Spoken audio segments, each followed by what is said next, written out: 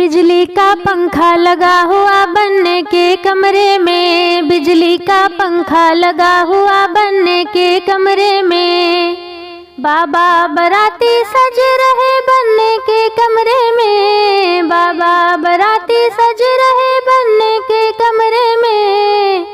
दादी जी हवा ले रही बनने के कमरे में, दादी जी हवा ले रही बनने के कमरे में। बिजली का पंखा लगा हुआ बनने के कमरे में। पापा बाराती सज रहे बनने के कमरे में, पापा बाराती सज रहे बनने के कमरे में। मम्मी जी हवा ले रही बनने के कमरे में, मम्मी जी हवा ले रही बनने के कमरे में।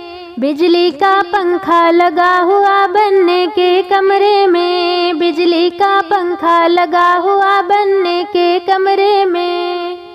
चाचा बाराती सज रहे बनने के कमरे में, चाचा बाराती सज रहे बनने के कमरे में।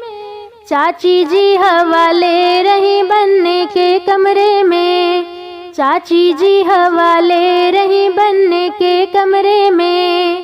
बिजली का पंखा लगा हुआ बनने के कमरे में, बिजली का पंखा लगा हुआ बनने के कमरे में।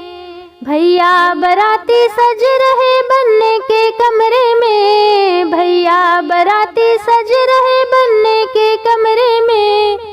भाभी जी हवा ले रही बनने के कमरे में, भाभी जी हवा ले रही बनने के कमरे में। बिजली का पंखा लगा हुआ बनने के कमरे में, बिजली का पंखा लगा हुआ बनने के कमरे में।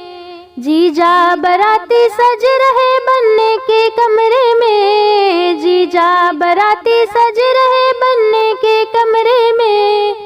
दीदी जी हवा ले रही बनने के कमरे में, दीदी जी हवा ले रही बनने के कमरे में।